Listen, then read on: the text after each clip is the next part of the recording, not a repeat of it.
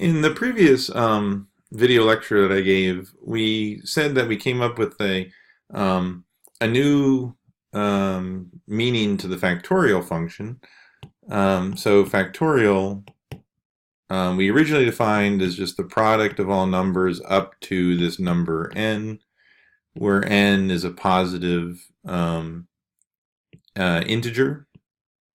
But we also expanded it to any positive integer as well as 0 by using the definition that n factorial is the integral 0 to infinity of x to the n e to the minus x dx. Okay, so now let's try and expand that further. And what we're going to do is we're going to expand it into how do we deal with negative numbers, how do we deal with real numbers, and basically fractions. And so what we're going to do is we're going to define another function called the gamma function.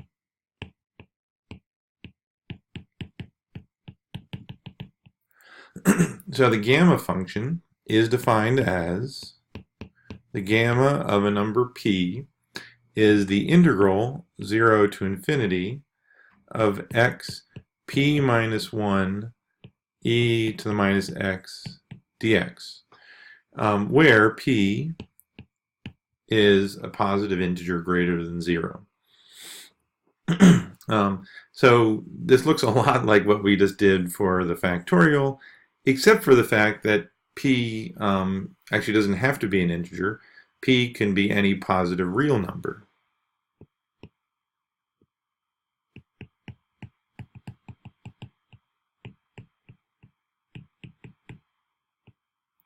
Okay.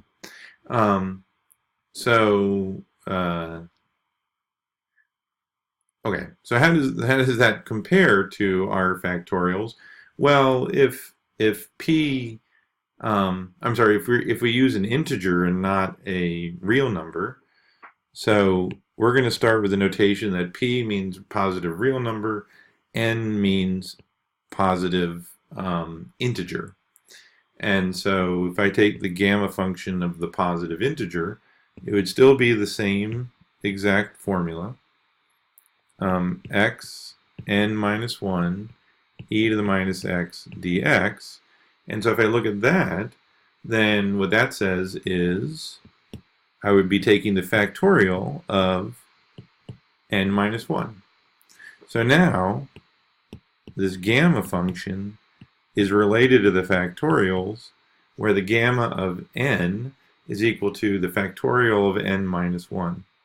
If I want to put it in something, I want to talk about the factorial n, then I could just take the gamma function of n plus 1, which would be this integral n plus 1 minus 1 e to the minus x dx, which is now x to the power n e to the minus x dx, and that in fact is n factorial. So a lot of people prefer to write the gamma of n plus 1 is equal to n factorial. So that's really interesting, because now what we can do is we can study the gamma function, and whatever we learn about the gamma function we can then apply to the factorials. So writing it this way, you can kind of see now how we can start talking about negative numbers, because if n is equal to negative 1, then I'm taking the gamma function of 0. But before we do that, let's go back and switch now from talking about positive integers to talking about real numbers. So I could write now, for p greater than minus 1, where p is a real number, then what I can have is the gamma of p plus 1 is equal to p factorial. So what we could do then is now take our positive, or not our positive, we can take our real number, p, and we can say what is 1/2 factorial. And if I say what is 1/2 factorial, then that's equal to gamma 1/2 plus 1, or gamma 3/2. And then gamma 3/2 I can throw into my integral formula, and I would have the integral of 0 to infinity p, no,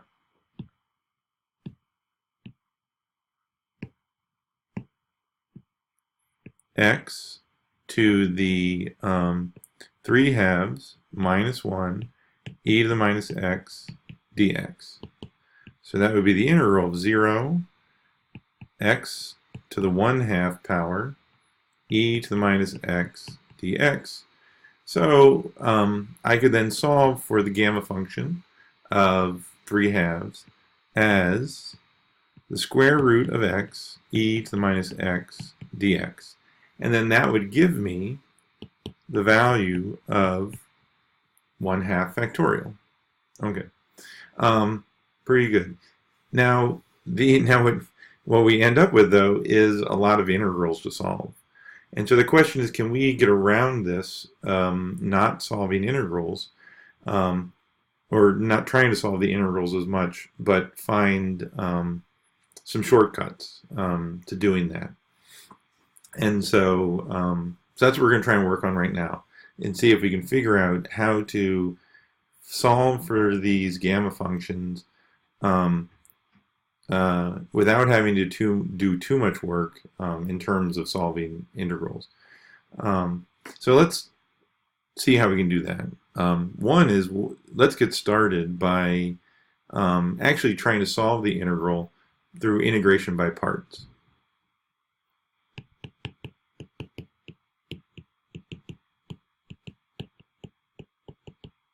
Okay, and so if we're going to integrate by parts, let's let du equal to px p minus 1. V variable will be minus e to the minus x. So then I can write down the gamma function of p plus 1 as minus x to the power p e to the minus x, evaluated from 0 to infinity, minus the integral from 0 to infinity of minus e to the minus x p x p minus 1 dx. Okay, so let's take a look at that. So if we first evaluate the first term, we would have minus x to the infinity, e to the minus infinity, plus x to the 0, e to the 0, minus the integral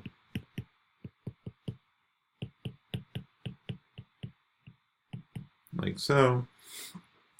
Now, what will we have? Okay, so now if we think about this, x to the infinity is essentially infinity. E to the minus infinity, we said, was essentially 1 over infinity. Plus, x to the 0 is 1, e to the 0 is 1. And if I just continue on and put the integral in here,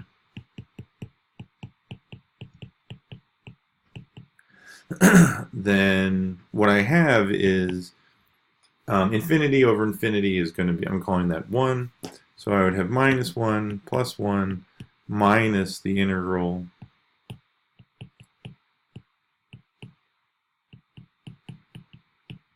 like so. So 1 minus 1 gives me 0, and I'm left with minus times a minus is plus. I can take the p out front of the integral because that's just a number. It's not x dependent. And I'm left with x p minus 1 e to the minus x dx. which is the gamma function.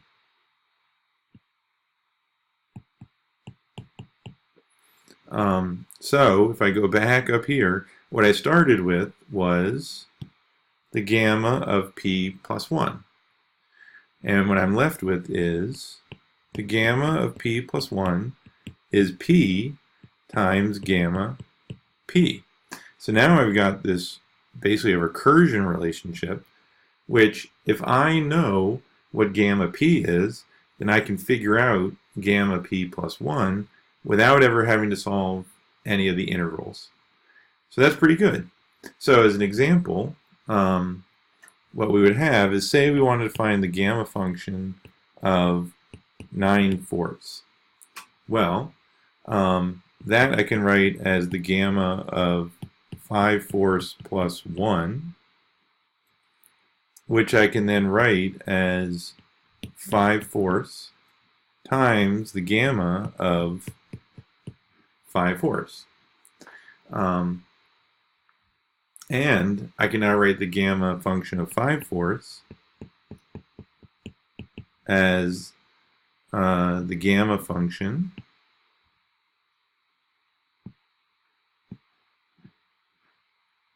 of 1/4 plus 1, or 1/4 times the gamma function 1/4.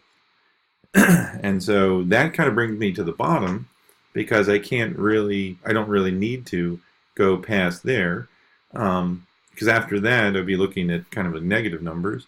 So what I'm left with is gamma 9/4 is equal to 5/4 times 1/4 times the gamma function of 1/4. So gamma function of 1/4 is kind of my base, and from there I can just multiply up the different numbers. So if you think about it, I haven't really solved for what the gamma function of 1/4 is. I could solve it with the integral, but I haven't quite solved it yet. But if I look at the ratio of gamma 9/4 to gamma 1/4, then that number is 5/16. So if I ever figure out what gamma of 1/4 is, then I can just multiply that by 5/16, and I now have the gamma function for 9/4.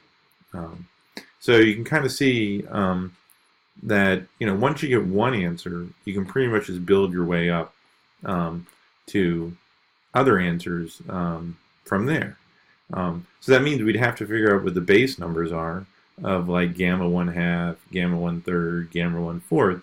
But if we figure out those numbers, every other number greater than that, that is, basically an integer away, we get the answer to. So that reduces the number of integrals that we ever really have to solve.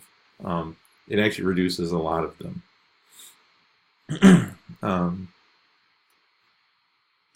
So in the next lecture, we're going to start looking at the negative numbers. How do we take the gamma function of a negative number?